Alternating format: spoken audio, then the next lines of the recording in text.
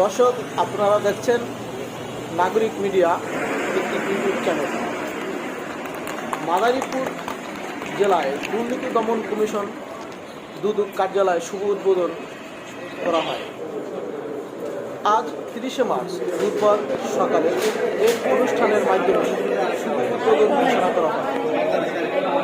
উদ্বোধন অনুষ্ঠানে প্রধান অতিথি হিসেবে উপস্থিত থেকে দুদক মাদারীপুর কার্যালয়ে শুভ উদ্বোধন ঘোষণা করেন মাননীয় দুদক কমিশনার অনুসন্ধান মোহাম্মদ মোজাম্মেল হক খান, সাবেক সিনিয়র সচিব, জনপ্রশাসন মন্ত্রণালয়।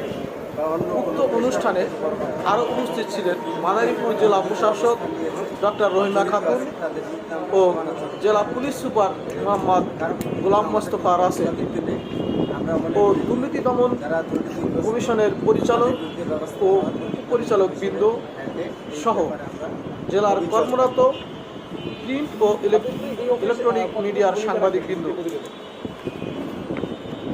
এবং সাংবাদিকদের এক প্রশ্নের জবাবে দুদক কমিশনার বলেন, জিরো টলারেন্স টু করাপশন। সেই নীতিতে আমরা থেকে যেখানে করাপশন হবে তার বিরুদ্ধে আমাদের অবস্থান হবে। যেখানে দুর্নীতি নেই সেখানে হয়তো দুদকের কার্যক্রম দৃশ্যমান হবে না। তার মানে এই না যে দুদক সেখানে নিষ্ক্রিয়। অর্থাৎ যদি কোনো দুর্নীতিবান ব্যক্তি সেই জায়গায় অবস্থান না করে অথবা সেখানে দুর্নীতি না করে তাহলে হয়তো বলবো যে সেখানে দুর্নীতি দমন কমিশন চুপ হয়ে আসে না, অর্থাৎ সেখানে তার দুর্নীতির বিরুদ্ধে কোনো কার্যক্রম করার প্রয়োজন হচ্ছে।